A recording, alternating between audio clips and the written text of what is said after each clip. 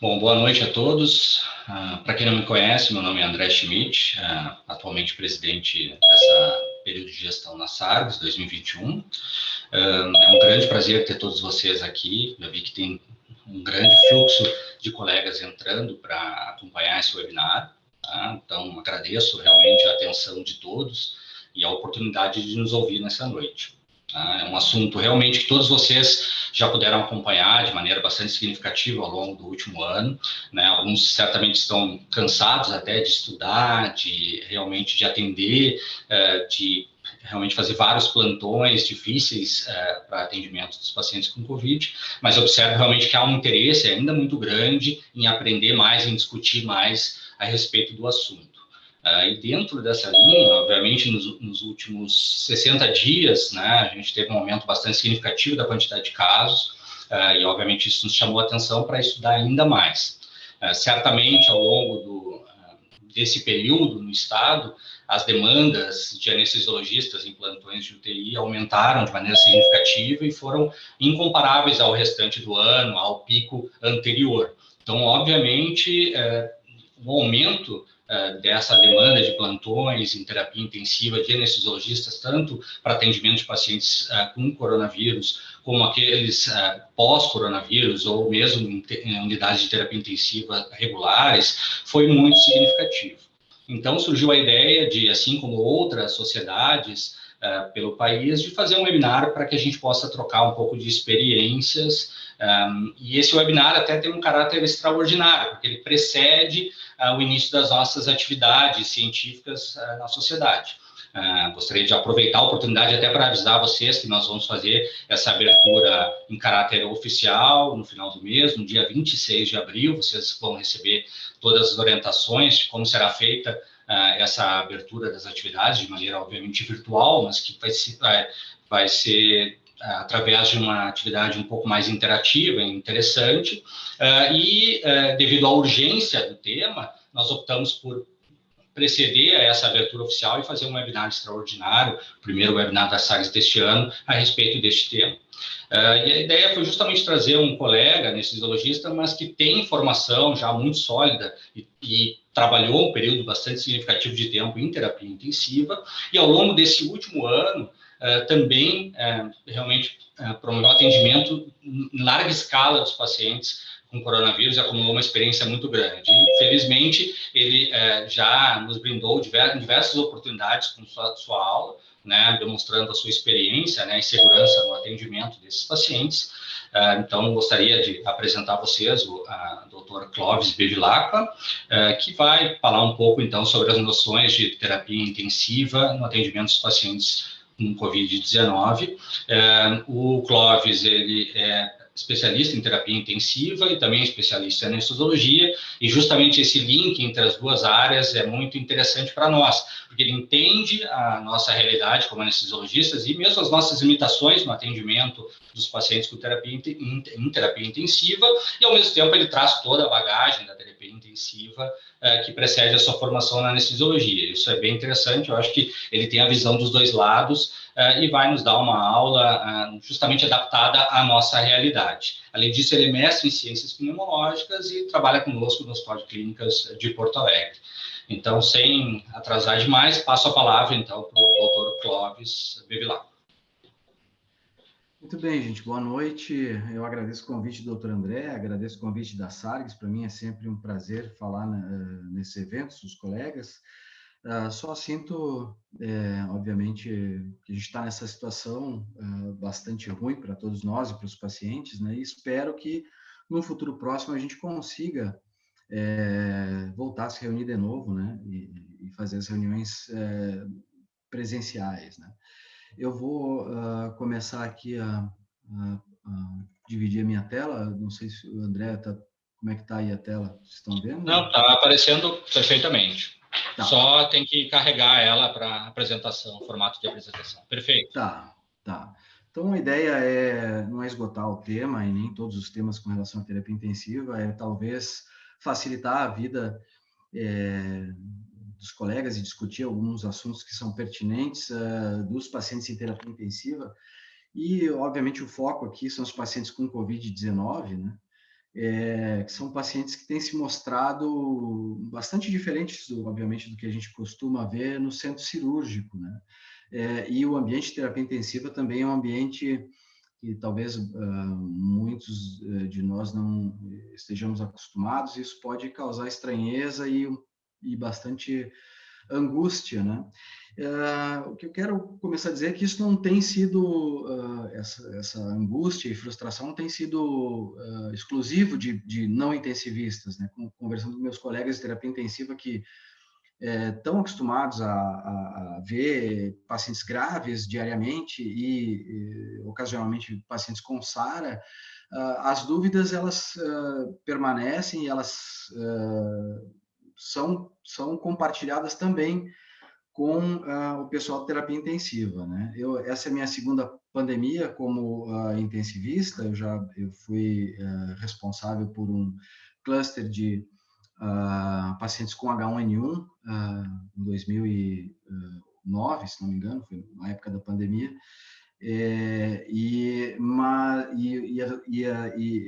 A ventilação e as outras questões relacionadas aos pacientes, elas são mais demandantes sempre nessas situações, né?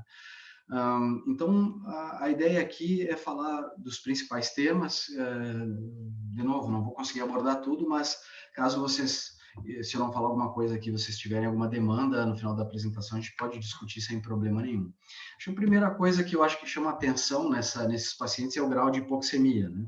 Os pacientes que se apresentam para a gente da porta para dentro do hospital, né, tanto na emergência e principalmente na UTI, são pacientes que apresentam um grau no mínimo moderado de hipoxemia, e o que a gente tem aprendido ao longo desse último ano é utilizar um conceito que já existe em terapia intensiva, que é o conceito de hipoxemia permissiva, né? Isso não é um conceito novo, é um conceito que já vem desde final da década de 90, onde a gente tolera um nível menor de oxigenação sanguínea em favor de uma ventilação mais protetora, uma ventilação menos agressiva. Então, de maneira geral, os índices de saturação de oxigênio e os índices gasométricos que a gente almeja nesses pacientes são mais baixos, né? Quão mais baixos? Bom, a oximetria de pulso varia de 88 a 95, são níveis que a gente já considera razoáveis, são os nossos objetivos quando a gente vai manejar esses pacientes, né?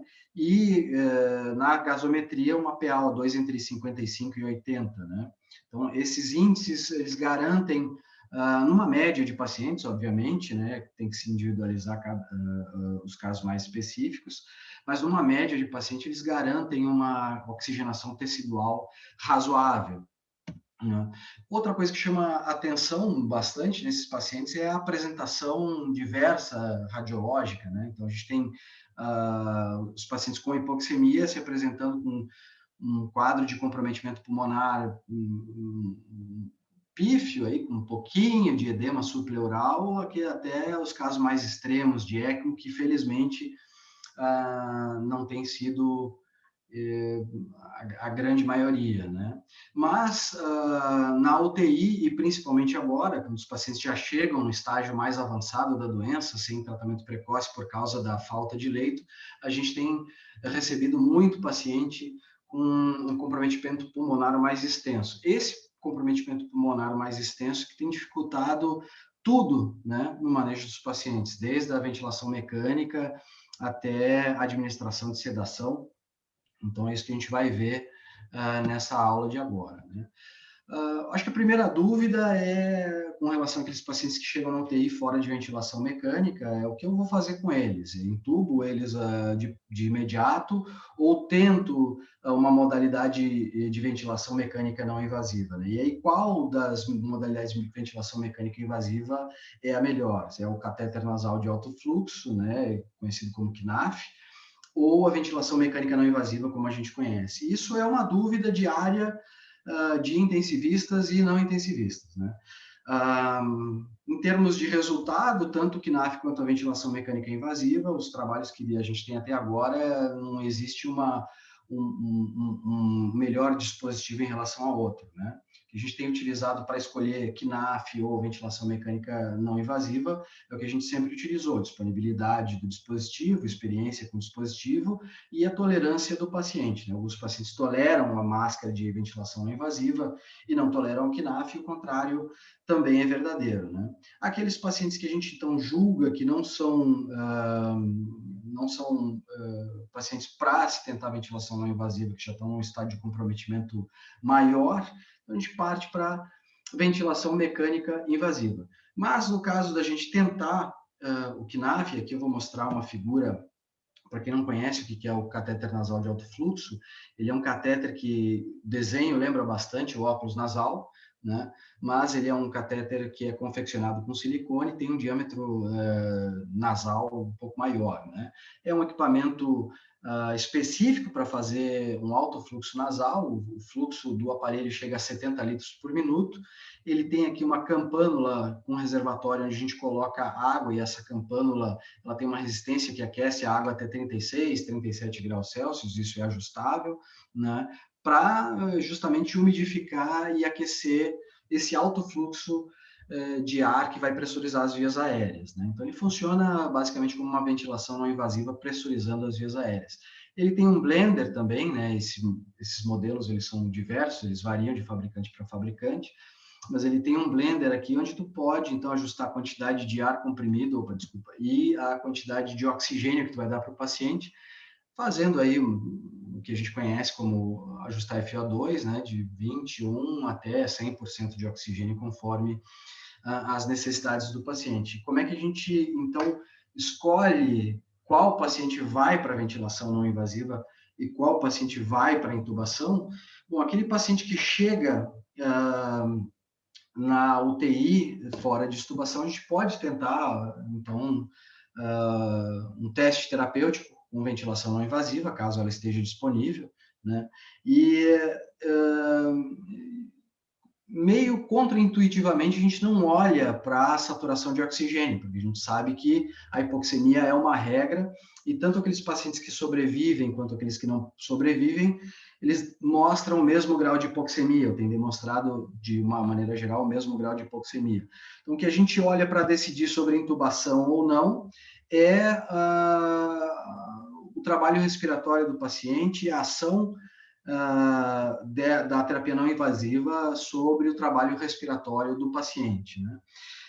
Clinicamente, eu avalio o trabalho respiratório através da hemodinâmica, do nível de consciência, da utilização da musculatura respiratória acessória, né, os intercostais, os escalenos e, de algum modo, a musculatura abdominal, né, e a frequência respiratória do paciente. Então, quando eu opto por fazer um teste de ventilação não invasiva, esse teste ele deve ser breve e o paciente deve melhorar rapidamente, deve responder rapidamente a esse teste, diminuindo muito a utilização, ou até cessando a utilização da musculatura ventilatória, melhorando a frequência ventilatória, né? A frequência ventilatória deve cair para abaixo de 35 movimentos por minuto. Obviamente, a saturação ela sobe mesmo nos pacientes que falham nesse teste, né? A hemodinâmica melhora e o estado de consciência do paciente melhora. Então, a gente vê uma melhora no trabalho ventilatório com esses parâmetros, né? Isso deve ser observado nas primeiras 30 minutos. Se em 30 minutos, no máximo uma hora, ele não mostrar melhora nesses índices, isso é um indicativo que não posso mais atrasar a ventilação mecânica, eu devo entubar esse paciente, ele já deve ter um comprometimento pulmonar mais grave, né? E em quanto tempo eu posso deixar esse paciente em ventilação não invasiva? O tempo que ele tolerar, né? Nós temos pacientes que toleram um dia, 2 dias ou uma semana, e aí depois melhoram ou vão para ventilação não invasiva, mas a avaliação da resposta do paciente ela tem que ser diária e periódica, né? Não pode deixar o paciente sem uma avaliação por mais de 6 horas, né? Então, esse paciente tem que ser continuamente avaliado. Idealmente, claro que o cenário ideal nem sempre se apresenta, né? Esses pacientes deveriam utilizar a ventilação não invasiva no ambiente de terapia intensiva ou no ambiente onde tivesse uma avaliação médica mais frequente, ou de fisioterapia mais frequente, né? Mas, enfim, a gente não, dados motivos óbvios aí, né, de escassez de recursos, a gente não consegue, pelo menos os pacientes que têm ficado na enfermaria, nas emergências, com ventilação não invasiva, é talvez uma avaliação subótima, né? Mas, de uma maneira geral, né, eu sei que parece ser muito fácil, mas não é muito fácil. Essa transição da ventilação não invasiva para a ventilação invasiva é uma dúvida que a gente tem diariamente, não é raro a gente chamar um colega para pedir opinião, e isso acontece também entre os intensivistas, né? O intensivista chama outro, chama um colega que está mais próximo para perguntar a opinião. O que tu acha que eu devo fazer? Existe mais alguma coisa que tu acha que possa ser feita para melhorar o estado do paciente? Intubo agora? Isso é uma dúvida diária e constante, né? E é por isso que eu acho que o ambiente de terapia intensiva é o ideal para esses pacientes, porque existe um fluxo de tratamento contínuo, né, nesse ambiente. Muito bem. Se eu optar, então, por usar ventilação mecânica invasiva, os conceitos eu acho que já são conhecidos de todos, é utilizar a ventilação mecânica protetora, né? O estranho é a dificuldade que eu tenho de implementar a ventilação mecânica protetora num paciente tão grave, né?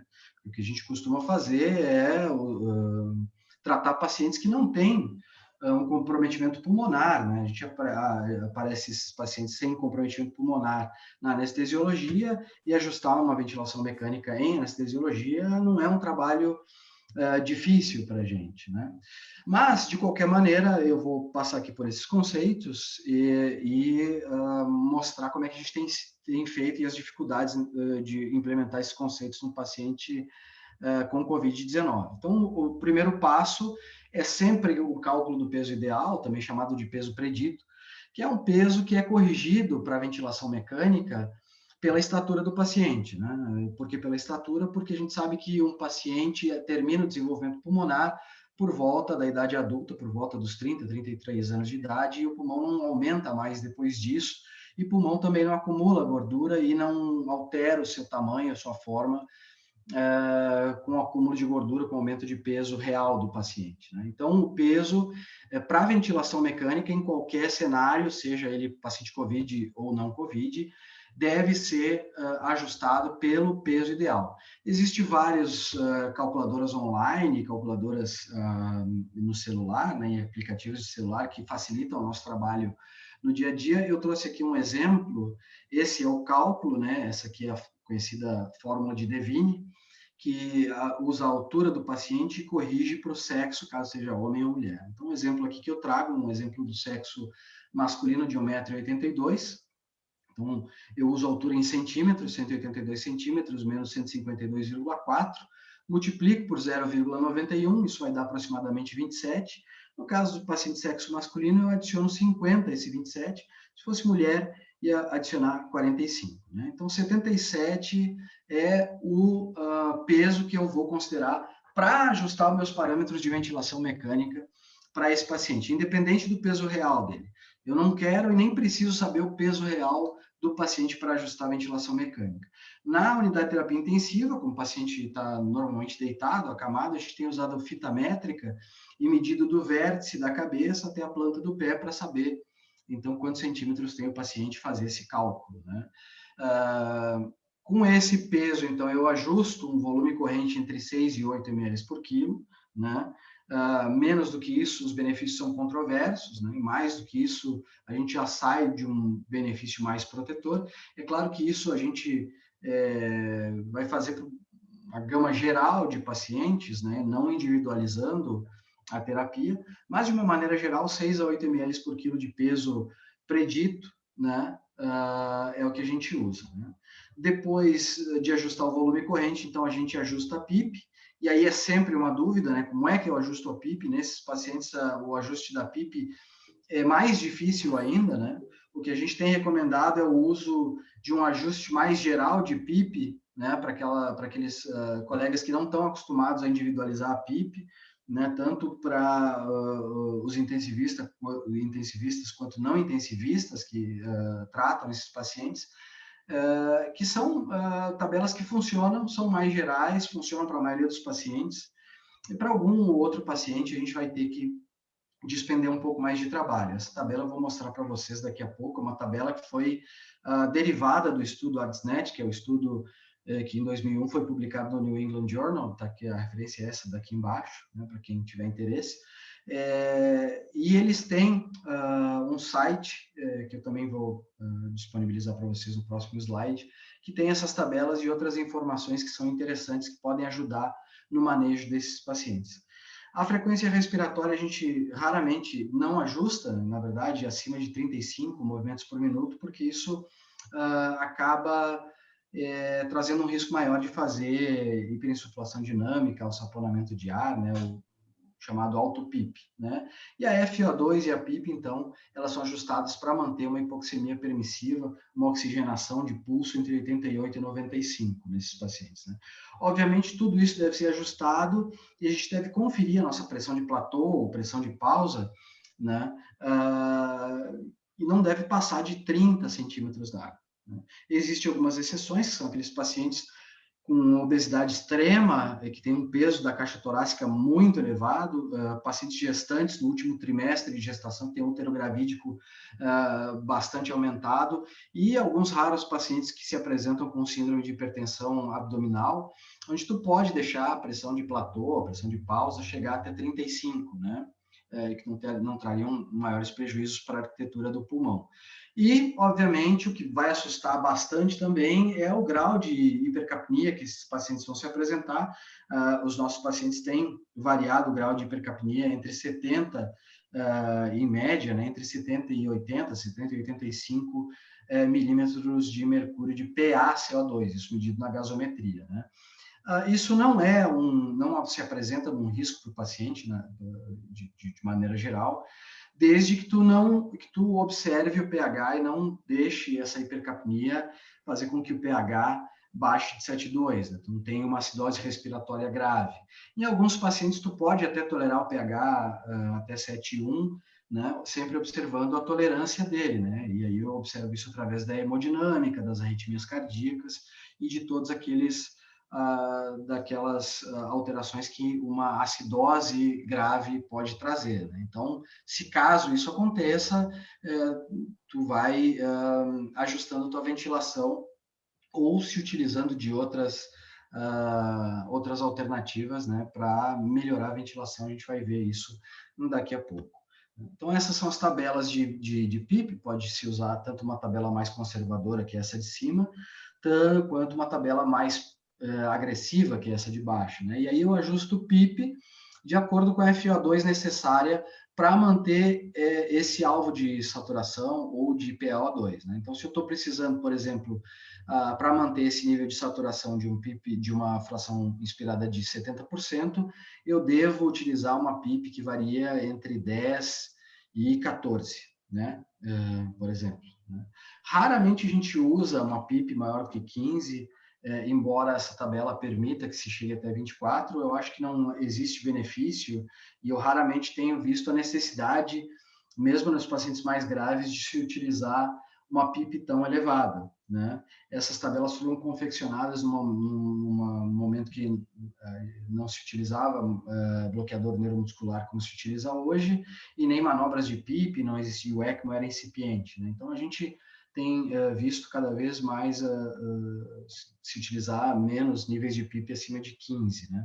Então, de uma maneira geral, isso a gente não vai individualizar a PIP para todos os pacientes, mas é possível de se usar e eu recomendo que aqueles colegas que não se sentem confortáveis ou que não têm a experiência de ajustar a PIP, que é um processo que não é difícil, mas é trabalhoso e gera muitas dúvidas, que utilize, então, essas tabelas de PIP e FO2. Tá?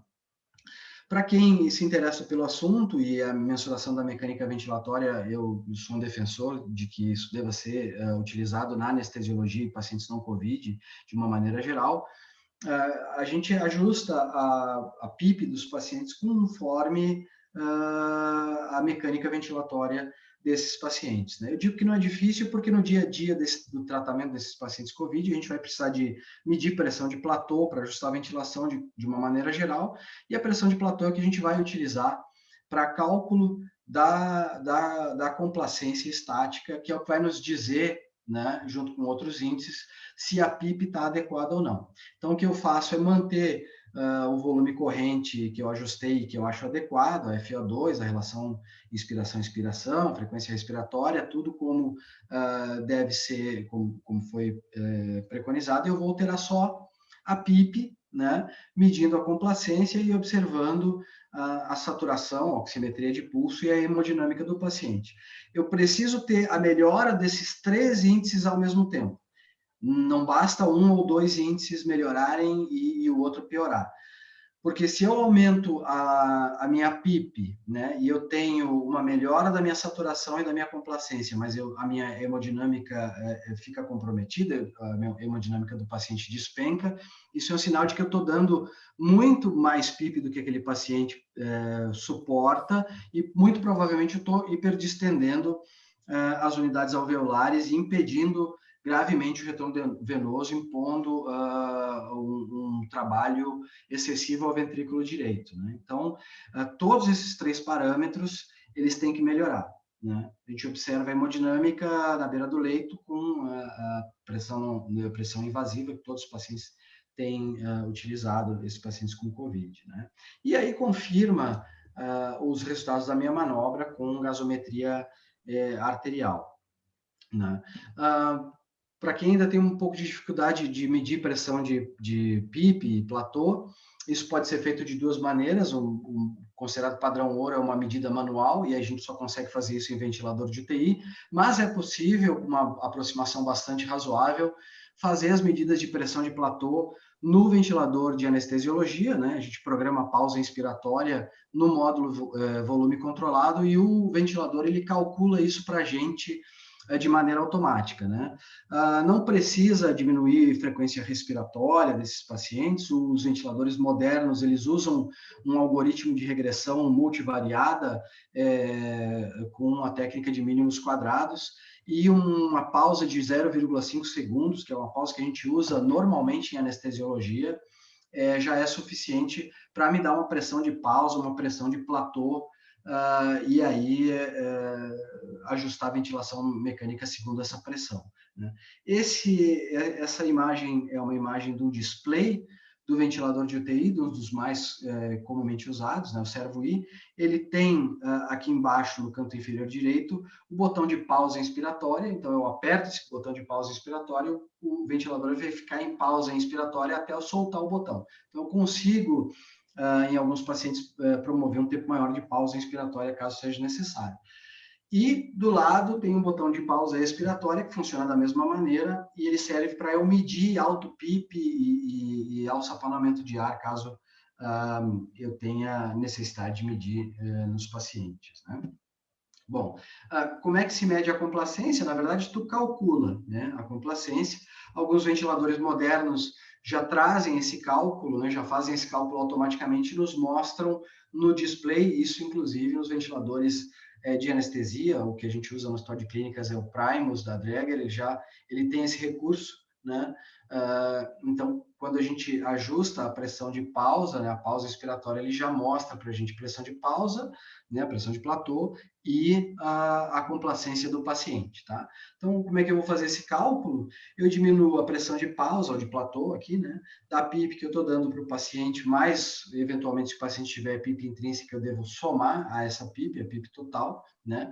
E eu vou diminuir o volume corrente que o paciente está recebendo, vou dividir, né, o volume corrente que o paciente está recebendo por essa diferença, tá? Então, isso aqui é a complacência estática do paciente.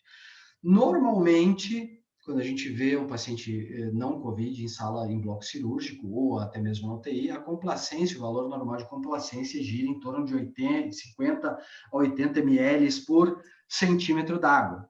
A gente tem visto nos pacientes COVID uma complacência média em torno de 10 a 20 ml por centímetro d'água, uma redução bastante considerável na complacência, o que deixa o pulmão muito difícil de ser ventilado. Eu costumo brincar que eu tenho nítida impressão de que eu estou ventilando uma gaveta de escrivaninha, né? Porque o pulmão é muito pequeno, é muito difícil a gente ajustar as pressões são muito elevadas, a FO2 é muito elevada, né? E os pacientes têm sobrevivido, alguns pacientes, a essa ventilação.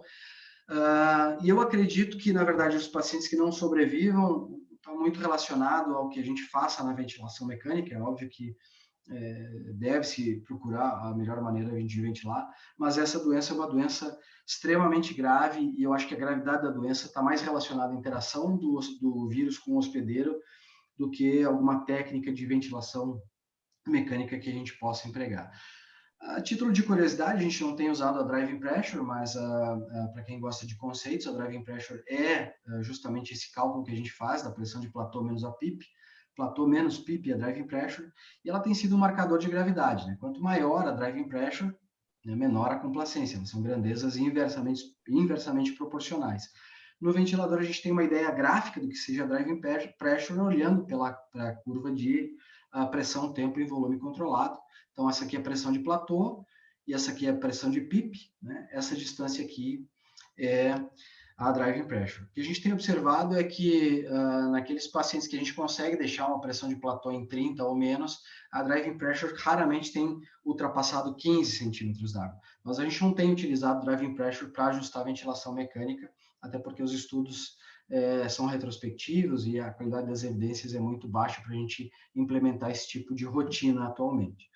Muito bem, mas eu tenho um paciente com um pulmão extremamente grave, eu já ajustei ventilação mecânica protetora, o meu platô está abaixo de 30, eu tenho uma PIP optimizada, eu já iniciei bloqueador neuromuscular nesse paciente, a minha FO2 ainda está muito elevada, 100%, para obter um grau sofrível de oxigenação, talvez abaixo de 88%, 83%, 80%, 84%, como a gente tem visto em grande parte dos casos, né? O que mais eu posso fazer para melhorar as condições desse paciente? A gente tem utilizado, e de novo, eu não quero entrar em controvérsias aqui sobre as evidências, eu acho que as evidências ainda são muito ruins com relação à manobra de pronação, mas ela tem nos ajudado a atingir pelo menos os objetivos fisiológicos e saturar um pouco melhor esse paciente, melhorar a complacência desse paciente e melhorar e facilitar a ventilação mecânica nesse paciente. Então, naqueles pacientes onde a relação PaO2 e FO2 fica abaixo de 150, mesmo com a ventilação mecânica optimizada, e num estágio precoce, né, primeira semana de SARA, de doença, né, a gente tem pronado os pacientes, né. Esse aqui é um vídeo de uma manobra de pronação. Percebam que precisa de muita gente para pronar o paciente. Os pacientes normalmente são pacientes bastante obesos, né? Embora a gente tenha todo tipo de paciente, a pronação a gente tem feito bastante em pacientes obesos. E mesmo nos pacientes que não são obesos, eu preciso de muita gente e um protocolo de preparo para fazer essa manobra, que é demorado. Isso demora pelo menos umas 2 horas para pensar em pronar o paciente, né? Tem que parar a dieta, tem que desconectar as vias de infusão de medicação. Eu acho que a única via que a gente não desconecta é a do vasopressor, por motivos óbvios. Isso fica mais difícil nos pacientes em ECMO ou nos pacientes que estão em terapia de reposição renal, né, em hemodiálise. Mas é uma manobra que tem os seus riscos, né? Risco de extubação, risco de lesão para o paciente. O que tem se recomendado é que naqueles serviços onde essa manobra tem um protocolo e estão habituados a fazer essa manobra, que se faça, mas naqueles serviços onde não tem um protocolo, onde não tem as equipes habilitadas para fazer isso, então que não se tente manobra de pronação. Isso depende do protocolo de cada instituição, né? Todas as equipes que fazem a manobra de pronação sabem fazer a manobra de pronação. Existe um checklist que é feito e eles são obsessivos nesse checklist. A gente faz dupla, tripla checagem em cada manobra de pronação e de supinação, né? Voltar o paciente para a posição original. E isso tem ajudado alguns pacientes, né? É claro que o benefício se perde com a progressão, o tempo de doença, né? Na primeira semana a gente tem, de maneira geral, uma fase mais inflamatória da doença. A segunda semana a gente já tem instalação de fibrose, sequela pulmonar, ela não é tão efetiva, né? Mas a gente, às vezes, em alguns casos selecionados, tenta num paciente mais tardio que melhorou e voltou a piorar por causa de uma infecção relacionada à ventilação mecânica, uma pneumonia relacionada à ventilação mecânica, a gente às vezes tenta com respostas variáveis, né, da pronação. Então, é uma coisa que pode se tentar. O ECMO tem sido utilizado em casos muito precoces e pacientes com muito poucas comorbidades e muito bem selecionados, até porque a gente não tem uma disposição de ECMO para vários pacientes, a gente consegue deixar 5 pacientes em ECMO ao mesmo tempo lá no serviço, né? E é uma terapia que não é livre de eventos adversos, são eventos adversos muitas vezes graves e fatais, então o uso de ECMO é bastante restrito no serviço. O óxido nítrico eu vi uma vez só utilizar, isso é uma medida que até a literatura, eu acho que talvez das medidas que eu citei agora seja mais controversa, e aí a gente tem utilizado naqueles pacientes com indicação clínica, né, com uma história de hipertensão pulmonar prévia, que é muito raro de acontecer no serviço. Né. Como essa aula vai ficar gravada, eu vou deixar aqui registrado aqui os parâmetros de normalidade da mecânica ventilatória, embora isso possa ser encontrado com facilidade em livros e até sites na internet, né, que são muito bem construídos. Eu vou passar agora, então, para a sedação. Eu acho que eu não quero ensinar a padre a rezar missa, acho que todo mundo está acostumado aqui com as drogas e a anestesia endovenosa. O que tem dificultado bastante, esses pacientes têm demandado uma quantidade enorme de sedação e analgesia. Né? A gente avalia a sedação de uma maneira geral na UTI utilizando escalas de sedação e analgesia, né, e agitação, e a mais comum, a mais difundida até no momento, e a mais utilizada é a escala de Haas, né? Então, ela tem aí uma pontuação que vai de +4, que é o paciente muito agitado, até -5, que é o paciente que está completamente entregue, né, à sedação e analgesia, não tem resposta nenhuma. A gente avalia isso com estímulo verbal e estímulo físico, né? E, como regra geral, quanto mais o paciente for dependente da ventilação, quanto mais o paciente tiver dependente das terapias num cenário de terapia intensiva, mais sedado a gente deixa ele. Né? Então, como um exemplo aqui, acho que é bastante conveniente esse exemplo, quando a gente precisa iniciar bloqueador neuromuscular no paciente, é ideal que ele esteja num RAS de -5 para a gente garantir inconsciência. Quando a gente vai estubar o paciente, é ideal que a gente deixe um pouquinho de analgesia, um pouquinho de sedação para deixar esse paciente confortável, alerta e calmo, para que a gente possa fazer os testes de desmame.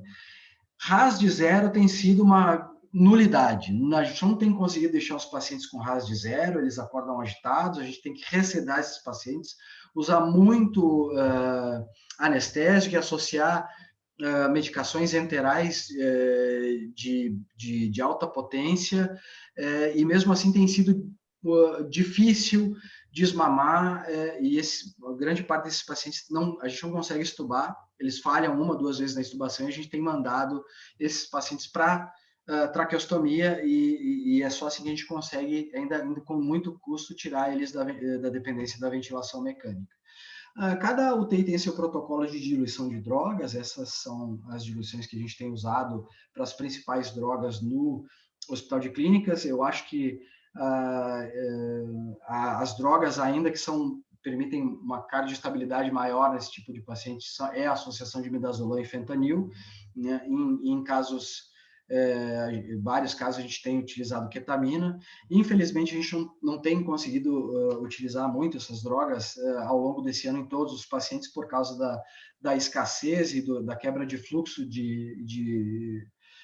dos estoques, né? Então, a gente tem utilizado outras drogas associadas que são subótimas e causam um maior desequilíbrio hemodinâmico nesses pacientes, como propofol, o tiopental é raro, eu vi uma vez só utilizar num paciente, a morfina endovenosa contínua ou até fixa, de maneira programada, né, horário em horário, como a gente faz com analgesia pós-operatória, né? A dexmedetomidina tem sido um auxiliar no desmame dos pacientes, embora a gente tenha visto muito desequilíbrio hemodinâmico, muita piora dos parâmetros hemodinâmicos com dexmedetomidina, principalmente quando o paciente está em processo de desmame e reinfecta, né? Então a gente tem tirado a dexmedetomidina e recedado esse paciente com um RAS mais profundo, né? A gente tem utilizado diazepam e metadona nessas doses e associado quetiapina, né, e usado essas medicações interais com as medicações endovenosas ao mesmo tempo, já de maneira precoce, para tentar economizar e utilizar menos, consumir menos drogas endovenosas por uma questão de óbvia de escassez, né? Mas também para tentar desmamar os pacientes da sedação endovenosa com uma maior facilidade. Não tenho como dizer para vocês que está sendo fácil com essas drogas ou sem essas drogas, a gente não tem, nunca teve um paciente que precisasse de tudo isso, né, em medicina, então não tem como fazer essa comparação. Mas mesmo com essas drogas, em doses máximas, está sendo muito difícil de desmamar os pacientes. Isso não impressiona só quem não é intensivista, mas os intensivistas têm queixado bastante também desse processo de desmame. Isso está sendo difícil para todos nós, né? Os bloqueadores neuromusculares são recomendados, então, quando a relação PaO2-FeO2 está abaixo de 150. A gente tem utilizado os disponíveis, né, atracúrio, rocurônio e, como segunda linha, pancurônio, e a gente tem utilizado os monitores de consciência, tem priorizado para os pacientes que estão com um bloqueador neuromuscular em infusão contínua, por razões óbvias, né? O BIS a gente mantém entre 40 e 60 e o PSI entre 25 e 50, isso não é diferente da anestesiologia, né? Deve-se observar que aqueles pacientes que estão em uso de ketamina, a gente perde bastante os parâmetros, não é incomum esses pacientes estarem bem sedados e o BIS estarem próximo de 80, quando a gente usa ketamina em infusão contínua, né? Isso já está descrito na literatura, né? Não é diferente nos pacientes em terapia intensiva. Um outro assunto que tem dado muita dor de cabeça, e as rotinas elas são, mesmo dentro do ambiente de terapia intensiva, têm sido bastante diversas, assim, é a anticoagulação dos pacientes COVID, né?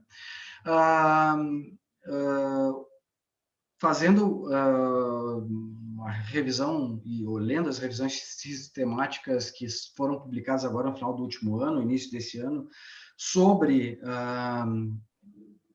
quantidade de pacientes COVID e TEP, né, a incidência de TEP nos pacientes COVID e não COVID, a gente tem visto que com esses estudos melhor executados e com evidências de alta qualidade, a quantidade de TEP nos pacientes COVID tem sido muito semelhante, para não dizer igual, aos pacientes não COVID com doenças semelhantes, né? Então, SARA não COVID versus SARA COVID, a incidência de TEP tem sido a mesma, né? O que recomenda, então, que nesses pacientes se tenha um alto índice de suspeição, porque eles são pacientes de alto risco para eventos trombóticos, assim como os pacientes com pneumonia grave internados na UTI, que não são pacientes COVID, e com SARA, por outras causas que não COVID, tem um risco maior de eventos tromboembólicos, né? O que a gente está vendo é que não tem diferença nas duas populações. Então, deve-se ter um índice alto de suspeição de TEP nesses pacientes, né? E o que se recomenda até o momento, né, é utilizar as mesmas estratégias diagnósticas e terapêuticas que são utilizadas para pacientes não COVID. Então, só utilizar terapia trombolítica ou anticoagulação a pleno se a gente tiver a certeza de que esse paciente tem TEP realmente, né, diagnosticado pelos exames de imagem, né?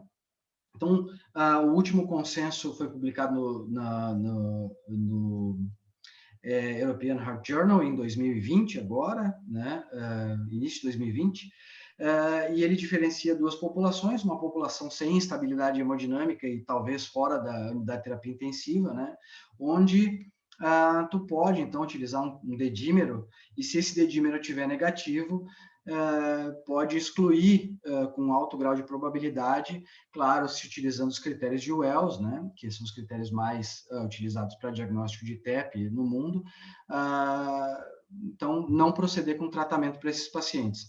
Agora, a gente sabe que o dedímero ele tem se elevado tanto nos pacientes COVID quanto nos pacientes não COVID em estado grave.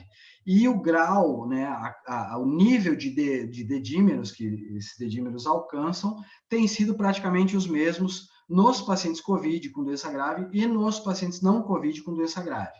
Né? Os dedímeros se elevam por uma série de motivos, né? Principalmente infecção, não precisa ser infecção por Covid, basta ser uma infecção grave, e aí pode ser pneumonia, pode ser outras causas de infecção grave, né? E reações inflamatórias intensas causam aumento do dedímero, né? A gente não tem conseguido diferenciar pelo grau de dedímero aqueles pacientes com Covid-19 que têm uma maior ou menor probabilidade de ter TEP. Então, o dedímero só funciona se o paciente tiver estabilidade hemodinâmica e vier negativo, ele tem um alto valor preditivo negativo para se excluir TEP. Naqueles pacientes onde a probabilidade clínica é elevada, eu nem peço dedímero, porque se eu estou suspeitando muito de TEP, um dedímero negativo não me ajuda, eu vou continuar suspeitando muito de TEP nesses pacientes, e aí eu devo proceder para um exame de imagem, o ideal seria fazer a angiotomografia com contraste. Né? O outro cenário são os pacientes que desenvolvem instabilidade hemodinâmica de maneira súbita e eu suspeito de TEP. O guideline tem recomendado, então, fazer um eco transesofágico na beira do leito, e se eu não ver disfunção de VD, então eu tenho um alto valor preditivo negativo para se excluir TEP, né, caso a minha suspeita não seja alta para TEP. Né? Caso eu veja disfunção de VD, isso pode ser decorrente a TEP ou hipervolemia, ou até mesmo as pressões altas no ventilador pode causar dilatação do ventrículo direito e não ser necessariamente TEP. Então, eu devo proceder para um exame de imagem. E só com a confirmação de TEP nesse exame de imagem, a gente então começa tratamento trombolítico ou anticoagulação a pleno nesses pacientes. A gente tem sido um pouco mais permissivo no serviço porque é muito difícil nas UTIs brasileiras levar o paciente que está instável hemodinamicamente, que está instável do ponto de vista ventilatório, para fazer um exame de imagem. Esses pacientes muitas vezes não toleram ser mobilizados, quanto mais ser transportados. Então, a gente, num caso de uma alta suspeição de TEP, sem uma outra explicação plausível, a gente tem iniciado a terapia de anticoagulação a pleno, mas tem buscado fazer esse exame de imagem o mais rápido possível, caso a estabilidade do paciente melhore e a gente consiga transportar esses pacientes, né? Então, isso talvez seja um pouco diferente do que a literatura mundial tenha preconizado nos casos de Covid-19. Né? Mas, se a gente conseguir levar o paciente para tomo, para angiotomo, esse seria o cenário ideal. Muito bem. Desmame da ventilação mecânica, cada serviço tem seu protocolo. Claro que a gente vai pensar no desmame da ventilação mecânica quando essas regras gerais estiverem presentes, né? O paciente já melhorou a doença de base pulmonar, ele já tem um drive ventilatório presente e visível, né? A mecânica ventilatória, os parâmetros de ventilação estão muito baixos, né? E o paciente está em estabilidade hemodinâmica o próximo a isso, ele não precisa estar sem vasopressor, mas o vasopressor tem que estar no nível muito baixo ou em redução rápida nesse paciente, e o pH acima de 7,25, né? Alguns critérios adicionais, como a hemoglobina acima de 7, uma temperatura corporal abaixo de 38, né? O que pode ser o indicativo de febre, se estiver acima de 38 e talvez uma reinfecção do paciente, né? O paciente, obviamente, tem que estar acordado e com uma quantidade reduzida de secreção no tubo orotraqueal, porque esses pacientes vão acordar muito ruins e sem a capacidade de tossir efetivamente, sem a capacidade de deglutir efetivamente. Então, se eles tiverem ainda que lidar com uma quantidade grande de secreção, eles fatalmente vão falhar e voltar para a ventilação mecânica, né? Os processos são diferentes em cada UTI, mas a gente é muito ajudado pelos colegas da fisioterapia e da enfermagem. O processo de desmame e extubação não é igual ao processo de desmame e extubação da sala de anestesia, onde a gente faz tudo sozinho. Aqui existe uma equipe muito bem treinada e que sabe todas as nuances de um processo de ventilação e de desmame e de falha no desmame. Então, sempre que a gente opta por estubar um paciente, é um processo que leva alguns dias, na maioria dos casos, e todo mundo está presente na hora da estubação do paciente e já também com os equipamentos, caso essa estubação falha, já para voltar para a intubação e ventilação de imediato, né? As falhas são diversas, né? Podem ser relacionadas ao aparelho respiratório, hemodinâmica, trocas gasosas, causas neurológicas diversas ou até outras causas. Quando o paciente falha, a gente então deve fazer um apanhado geral e ver quais as possíveis causas para falha nesse desmame. A gente tem utilizado um limite de 2 falhas, caso o paciente seja estubado ou a gente tente estubar e não consiga por 2 vezes esse paciente em um período de 15 dias. A gente tem recomendado traqueostomia nesses pacientes, né? Com relação a controle de líquidos, a gente tem preconizado deixar esses pacientes, é claro que isso a gente avalia diariamente, turno após turno, caso a caso, próximo à euvolemia, mas tendendo à hipovolemia, né? Então, observar os balanços hídricos, tanto os de 24 horas quanto os cumulativos, é essencial. Isso é obsessivamente anotado pelo pessoal da enfermagem, né? Naquelas UTIs onde a cama pesa os pacientes, isso é um indicativo melhor de que se o paciente está acumulando líquido ou não.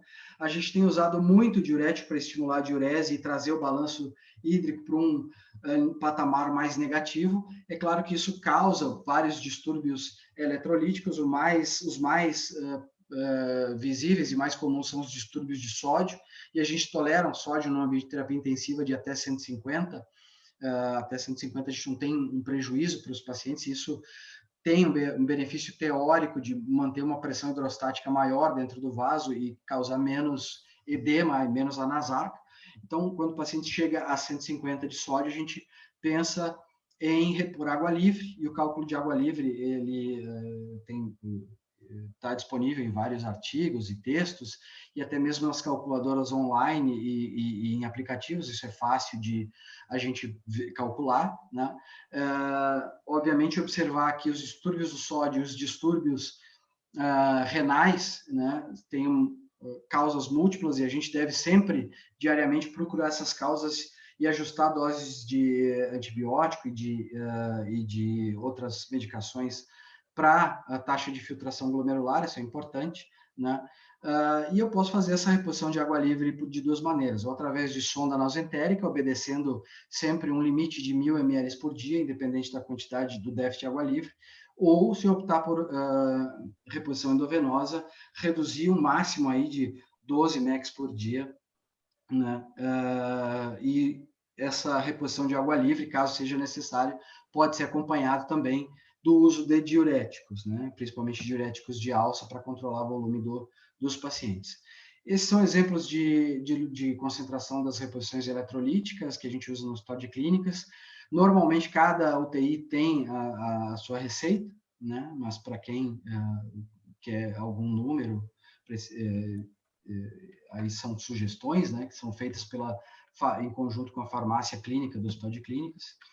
Vasopressores e vasodilatadores, o uso tem sido basicamente o mesmo, e as indicações têm sido basicamente as mesmas que num cenário de cirurgias grandes no bloco cirúrgico, né? A gente tem associado noradrenalina à vasopressina e a adrenalina conforme as indicações para isso, embora as evidências sejam muito controversas para isso, mas a gente tem adotado essa postura, né? Os outros vasopressores a gente usa de acordo com as indicações clínicas, nada específico para COVID-19. E, por final, eu vou falar um pouco, muito brevemente, sobre nutrição em pacientes críticos, né? Eu tenho raras contraindicações para iniciar nutrição intraoral nesses pacientes, elas estão listadas aqui, né? Talvez a condição mais comum que a gente encontre nos pacientes COVID seja a instabilidade hemodinâmica, que costuma se resolver em 24, 48 horas, né? E isso ainda é um motivo de controvérsia. Mas a nutrição dos pacientes críticos, ela é muito bem acompanhada de perto por protocolos institucionais e uma nutrologia que nos grandes hospitais aqui de Porto Alegre é bastante atuante, né? Então, o nutrólogo é um intensivista de formação que estuda, faz uma especialização em dieta nesses pacientes, e ele ajusta diariamente, junto com uma equipe de nutricionistas, a dieta nos pacientes críticos. Então, aqui a gente pode calcular a quantidade de dieta que a gente quer para o paciente em termos de caloria e proteínas, e o preconizado são esses valores, né? E prescrever isso. Mas, normalmente, o que a gente faz é prescrever dieta integral, ponto, né? E o pessoal da nutrologia adequa isso diariamente para a gente. O processo de reversão, então, de nutrição por sonda para nutrição via oral de novo, nos pacientes COVID tem sido muito difícil, a gente tem precisado da ajuda que é inestimável do pessoal da fonoaudiologia, que avalia a capacidade de deglutição, faz testes e exercícios para recuperar deglutição normal nesses pacientes. Caso contrário, a gente tem tido, e acredito que a gente teria muito problema desses pacientes com engasgar e aspiração de conteúdo gástrico. Então, de uma maneira geral e muito rápida, gente, eu peço desculpa se eu não falei de algum assunto que seja, e tenho certeza de que eu não falei de vários assuntos que sejam importantes nesses pacientes, mas dada o adiantado da hora e o tempo restrito, é mais ou menos isso que eu tinha para falar para vocês. E aí eu faço uma brincadeira com o Dr. André, meu colega, né, de plantão na UTI do Clínicas, e agradeço a todos vocês pela paciência e pelo prestígio. Obrigado.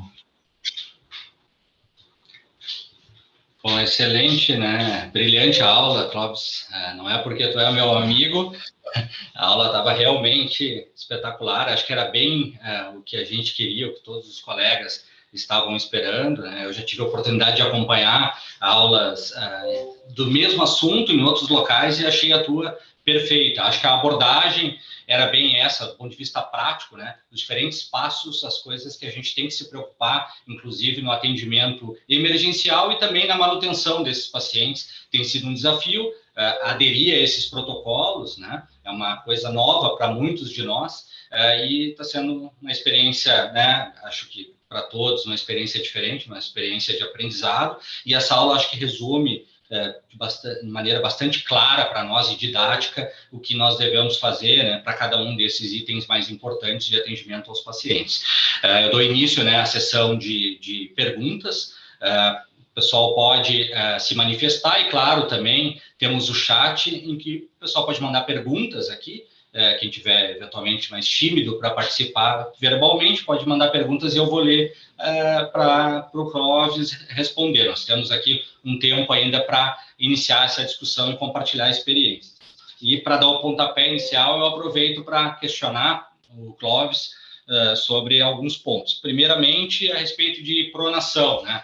Acho que você comentou a respeito das estratégias de pronação, para nós tem sido uma coisa muito nova, né? Mesmo lendo os protocolos, né? Mesmo seguindo o checklist, a gente faz de forma diferente. Está acostumado a pronar o paciente em sala cirúrgica, mas é um processo diferente, principalmente pelo processo de cuidar com a ventilação mecânica. A gente não consegue desligar o ventilador, que é um processo para nós, eventualmente, habitual, rápido no processo de sala, e a gente tem que ter muito cuidado no processo de rotação do paciente para evitar extubação e evitar desconexão. Principalmente extubação, né? A chance de o paciente parar nesse processo é absurdamente elevada, né? E é uma preocupação, porque você tem que gerenciar essa pronação, né? Principalmente nós, anestesiologistas, que em muitos locais passamos a fazer essa pronação de forma mais recente, não temos uma experiência muito longa, tem que gerenciar a questão da ventilação e, ao mesmo tempo, comandar a equipe. É um processo que tem sido desgastante, às vezes, pelo medo, receio de fazer essa pronação, a gente pode postergar demais esse atendimento. Uma das perguntas que eu gostaria de fazer é a respeito do número de pronações, né?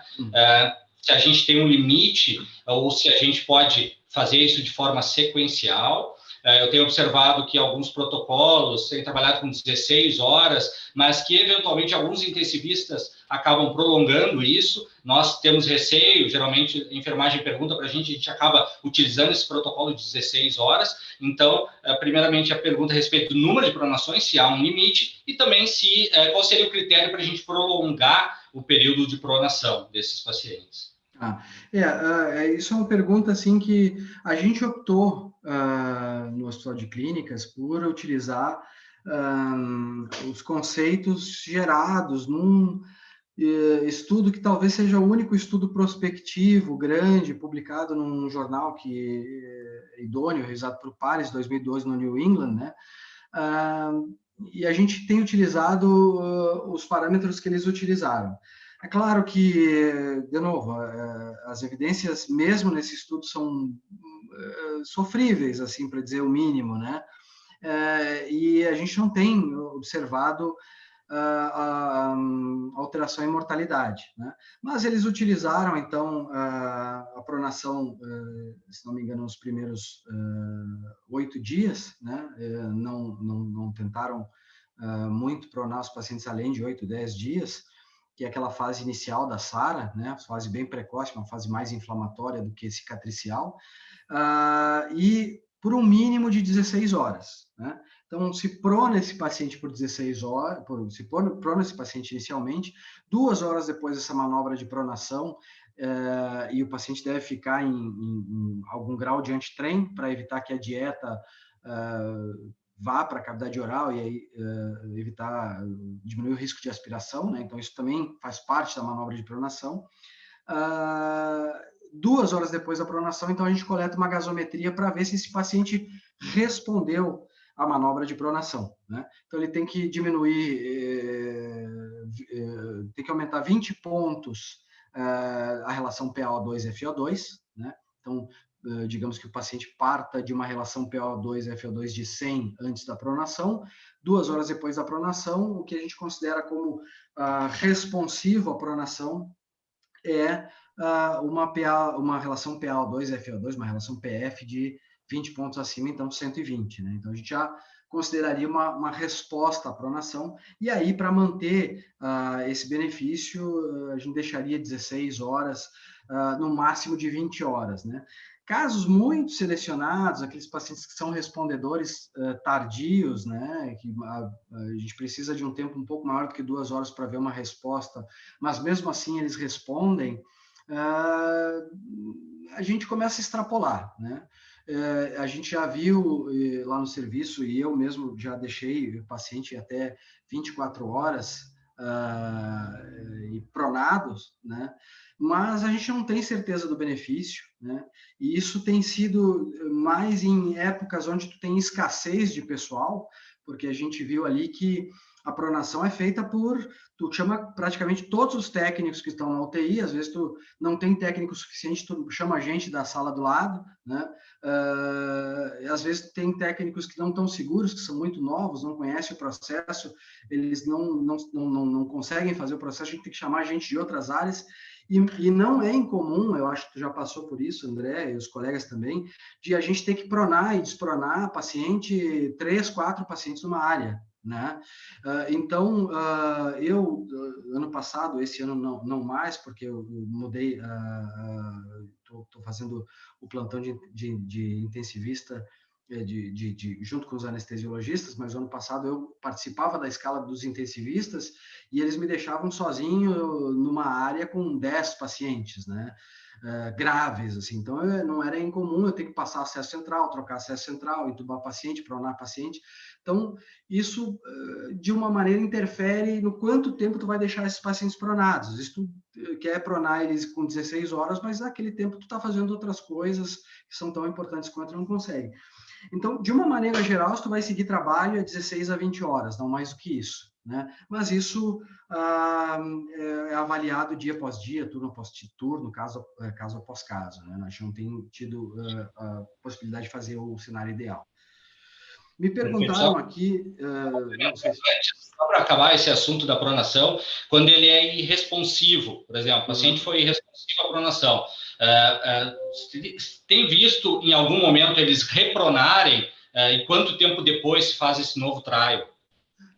Quando o paciente é irresponsivo, a gente costuma não pronar mais, né? A gente considera o paciente irresponsivo. Normalmente a gente tem visto os pacientes irresponsivos, que são os pacientes que têm mais tempo de doença, né? Que já estão mais tempo em ventilação mecânica, que já estão próximo a uma fase mais fibrótica da SARA, mas alguns pacientes já não são responsivos de cara, né?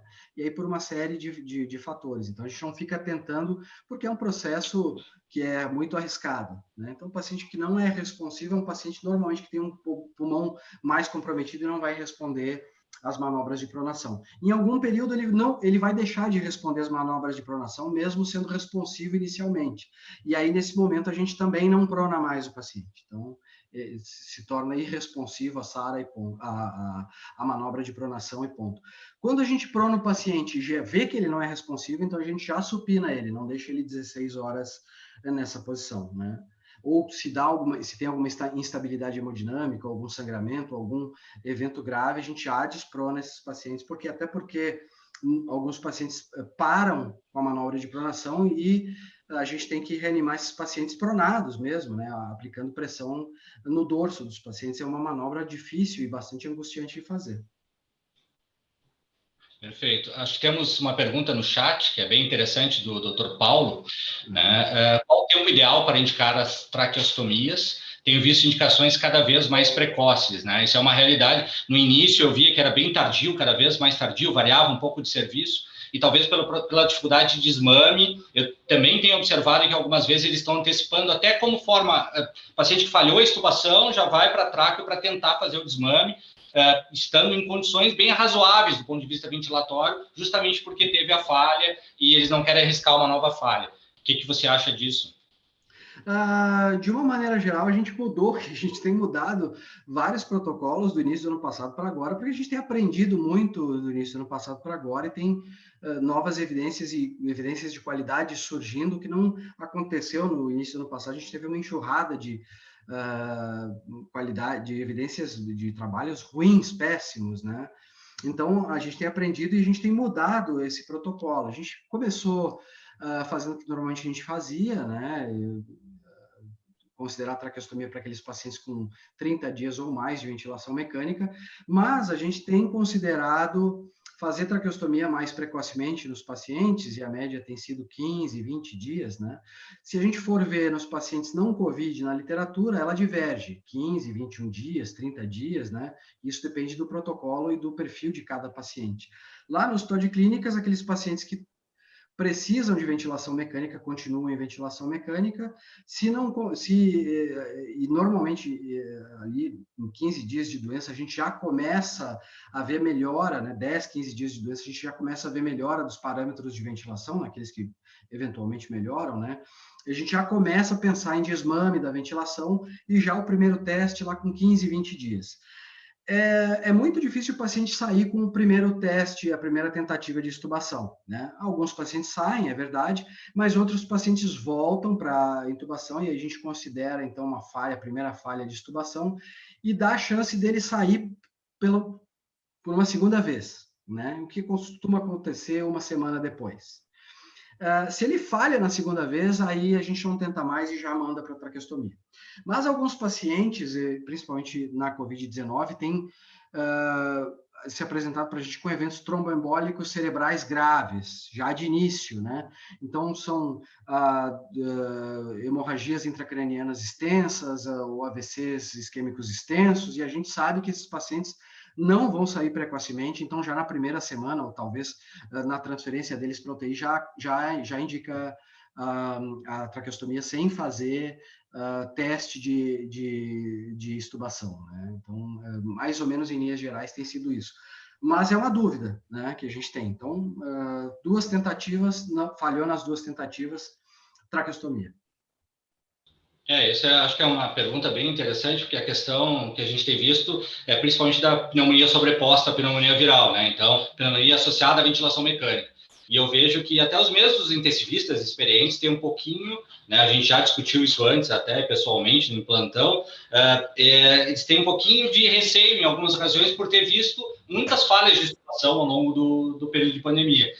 E isso acaba prolongando. Pacientes que, ao meu ver, por exemplo, teriam talvez indicação de tentativa de desmame, eu observei alguns intensivistas recomendando, não, seguramos pelo feeling, basicamente, eu acho que ainda ele não está pronto, vamos esperar mais 24, 48 horas, e às vezes talvez seja um timing que acaba perdendo esse timing e acabe surgindo uma nova infecção, piora do quadro pulmonar, e eventualmente ele fique mais tempo, né? Então, talvez uma traqueostomia eventualmente mais precoce pode facilitar esse processo de desmame com mais segurança. Mas tu não viu nenhum trabalho especificamente que recomende isso, do ponto de vista, assim, evidência científica que indique isso? Não existe. Inclusive, a gente tem até sido mais cauteloso na hora de estubar esses pacientes do que a gente foi, talvez, no início da pandemia, e a gente tem que observar que uma das apresentações e da evolução do quadro clínico dessa doença é uma melhora rápida em alguns pacientes, com uma piora da COVID logo em seguida, né? Um processo em V, né? Uma melhora rápida aí nos primeiros 5 dias, onde tu iniciou a ventilação mecânica, tu estuba o paciente e a COVID-19 volta a mostrar as garras e piorar o pulmão, tu tem que reentubar esse paciente de novo. Então, a gente tem tido, principalmente, cuidado de não estubar os pacientes ou de avaliar muito bem, caso a caso o paciente esteja pronto para estubar na primeira semana. Não é incomum esses pacientes fazerem pneumonia associada à ventilação mecânica. Os colegas que estão lá no hospital de clínicas vendo esses pacientes têm visto, né, que a gente trata uma infecção, ela melhora, 2 dias depois ele começa a fazer febre, e tu diz, não é infecção, vamos dar uma segurada, observar, aí começa a piorar a hemodinâmica, começa a encher o tubo de catarro, nova infecção.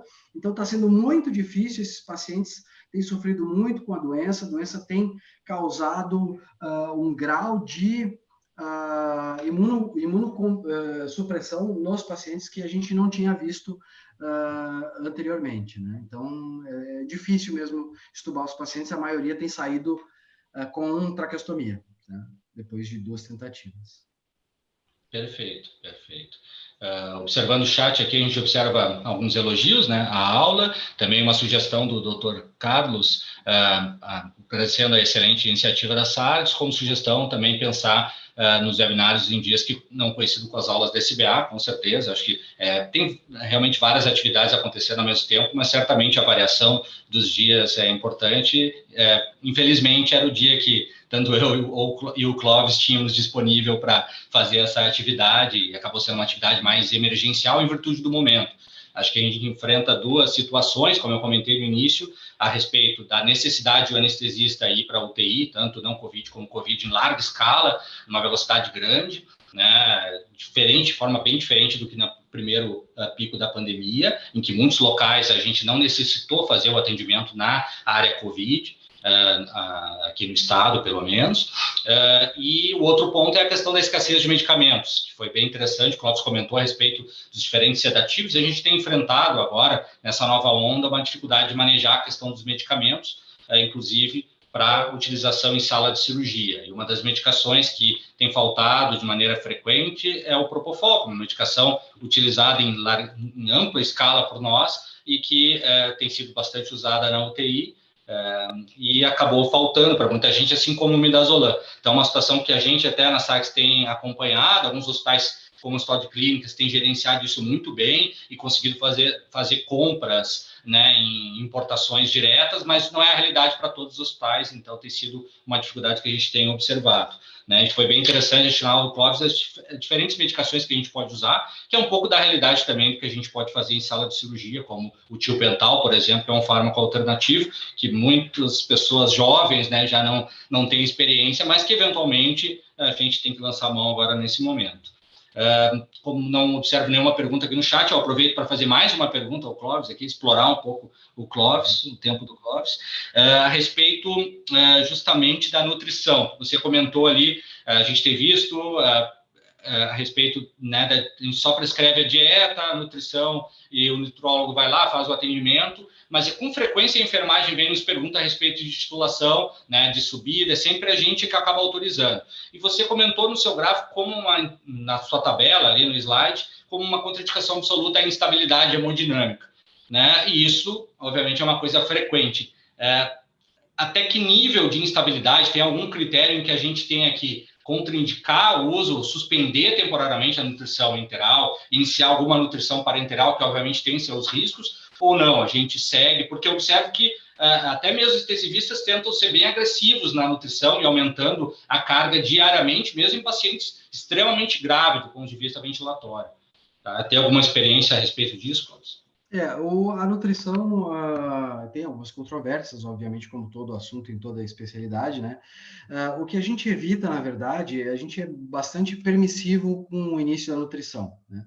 Então, naqueles pacientes que estão chocados, né, em choque, choque séptico, choque cardiogênico, choque de qualquer espécie, ou tem um sangramento intestinal ativo, estão aumentando dose de vasopressor, estão com vários vasopressores associados, a gente está no momento inicial de um quadro de choque, esse não seria talvez o momento de iniciar dieta, né? E a gente tem aí, é preconizado, iniciar a dieta nas primeiras 24, 48 horas de internação de UTI. Normalmente, esses pacientes vêm por disfunção ventilatória associada a choque, e é um choque que a gente resolve, ou costuma resolver ou melhorar muito nas primeiras 24 horas, né? Então, quando se estabiliza o paciente e as doses de vasopressores começam numa tendência em decréscimo, é a hora de iniciar a dieta enteral, né? Raros são os pacientes que vão ficar por mais de 48 horas em choque e a gente não vai conseguir reverter esse quadro em 48 horas, né? Então, isso não tem sido um grande problema. O início da dieta é em 24, 48 horas e choque de qualquer gênero, né? De qualquer natureza. Agora, aqueles pacientes que por outros motivos a gente suspeita que vai ficar pelo menos 7 dias sem a possibilidade de uma nutrição enteral, são os pacientes que a gente considera, né, utilizar nutrição parenteral, né? Então, 7 dias é o limite sem qualquer tipo de aporte de dieta. Então, tem 7 dias, não vai poder começar dieta enteral, NPT, né? E esses cálculos, eles são um pouco mais finos de serem feitos, a gente ajusta até os oligoelementos e os eletrólitos na dieta, na infusão, né? Isso é uma coisa mais rara. Se nos primeiros 5 dias a gente não consegue atingir um valor de 25 a 30, 20 a 25, isso também é bastante controverso, 80% da dieta preconizada, né? Que é um valor em termos de caloria de 25 a 30 quilocalorias por quilo por dia. A gente não consegue progredir a dieta por algum motivo, né? Ou o paciente teve diarreia por causa do efeito hiperosmótico da dieta, ou o paciente está bastante constipado, a gente teve que parar a dieta e ela está sendo interrompida muito frequentemente, a gente não consegue evoluir a dieta, então a gente pode utilizar para complementar a dieta a nutrição parenteral total, né? Bom, obedece os mesmos critérios que os pacientes não COVID, né? O volume de dieta, normalmente, pelo menos faz muito tempo que eu não faço plantão das UTIs dos pacientes dos hospitais que não são hospitais que têm um serviço de nutrologia, mas aqui no Hospital de Clínicas e nos grandes hospitais da cidade, a dieta ela é comprada, já vem pronta, né? Uma época a farmácia do hospital a farmácia de nutrição fazia essa dieta e vinha nos frascos descartáveis. Por questões de pessoal, por questões de contaminação, então a gente compra agora dietas que vêm da empresa, da fábrica, né? Já envasadas. E essa dieta, ela tem uma quantidade de calorias que é padrão, e varia, e ela vem em duas apresentações de uma maneira geral, 1 quilocaloria por ml ou 2 quilocalorias por ml. A gente costuma usar de 1 quilocaloria por ml, que fica fácil de ajustar a quantidade de ml hora, né? Então, a gente faz lá o cálculo dos primeiros 4 dias, 20 a 25, 20 a 30 quilocalorias por quilo dia, e nos primeiros 5 dias a gente divide, então, esse total para ir progredindo dia após dia, até chegar no total desses primeiros 5 dias. Depois se considera uma fase de recuperação, onde a gente quer chegar até 30 quilocalorias por quilo por dia, e aí, então, se aumenta depois do 5º dia para chegar a 30 quilocalorias por quilo por dia nesses pacientes, né? Então, basicamente, é isso que a gente faz.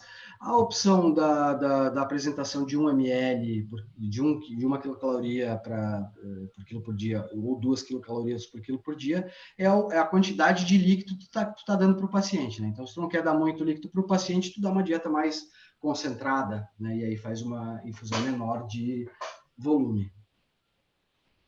Perfeito, Cláudio. Excelente comentário. Tem mais uma pergunta aqui no chat do Dr. Carlos a respeito do NPO antes da traqueostomia para esses pacientes. Se segue os mesmos critérios de pacientes não COVID? Alguma sugestão ou comentário a respeito disso? Sim, a traqueostomia é um processo seletivo e eu acho que a gente deve, e o que é preconizado é o mesmo tempo de NPO, né? A gente não pode esquecer que essa dieta dos pacientes críticos é uma dieta em comparação à nossa dieta normal, uma dieta hiperproteica, né? Então, acho que muito do que a gente faz em anestesiologia é com base no teor de proteína de uma dieta e de gorduras, né? Essas dietas, elas utilizam normalmente triglicerídeos de cadeia média e cadeia pesada, né? Que são difíceis de gestão, mas são altamente energéticos, e um alto grau de proteína. Então, 8 horas de interrupção da dieta. Até porque a gente vai ter que parar a ventilação nesses pacientes, abrir a ventilação desses pacientes, desinsuflar o balonete nesses pacientes, né?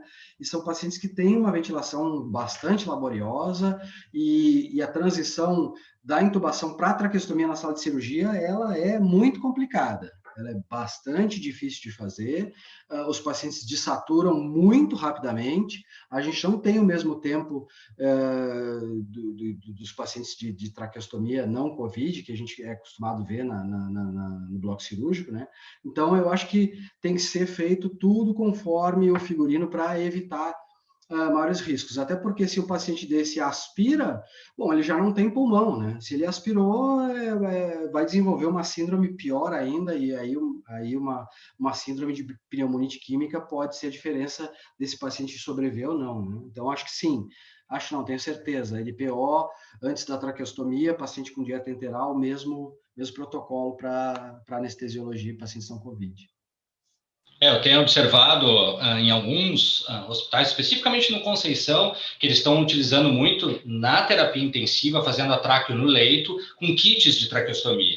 Né? Então, guiado por ultrassom, faz a punção, geralmente um nível acima do que os cirurgiões fazem pela técnica aberta tradicional. São kits até bem rápidos e eu observei que não seguem muito o protocolo do jejum de retirada, que, pelo que você comentou, seria o ideal. Quanto tempo você está recomendando a suspensão da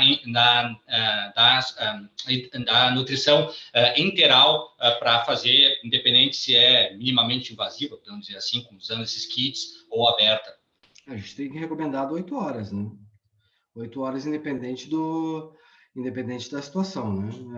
A traqueostomia percutânea, ela é menos traumática de um ponto de vista teórico, assim, mas eles vão fazer num ambiente que eles não conseguem controlar, né? Então, é um leito cheio de bomba, é um leito que tu tem que dividir espaço com ventilador mecânico, é um leito que não tem... o técnico não está habituado a fazer esse tipo de procedimento, né? Então, eu já fiz alguns procedimentos na beira do leito com os cirurgiões torácicos no clínicas e até 2 procedimentos no Moinhos, correu tudo bem, mas a gente pediu para parar a dieta 8 horas antes. Eles tem pedido para parar a dieta 8 horas antes, porque eles sabem que, bom, um vai ter que ficar na fibrobroncoscopia, e às vezes não é uma fibrobroncoscopia fácil de fazer, né? Então tem todo um preparo que eu acho que não deve ser diferente do que a gente está acostumado a fazer. Perfeito, não, concordo plenamente. Acho que é uma coisa fácil a ser feita, né? Prescrição, procedimento eletivo, como você falou, planejado, mas infelizmente às vezes há o esquecimento, né? E a gente já viu isso algumas vezes, uma falha de comunicação e traqueostomia agendada e dieta não foi parada e só descobriu na hora. E fica muitas vezes aquele conflito, né? Entre equipe cirúrgica e o anestesista, né? Querendo, não, ele precisa, está planejado, mas não ocorre, não tem ocorrido lá no Clínicas. Geralmente coisas estão bem organizadas, mas eventualmente pode ser um problema em outro local. Então é interessante a gente discutir realmente o assunto. Não sei se há mais algum questionamento, vou dar alguns segundos de silêncio para, se alguém quiser se manifestar, ou através do chat, ou mesmo abrir sua câmera e conversar conosco. Observei aqui uma pergunta do Dr. Alan.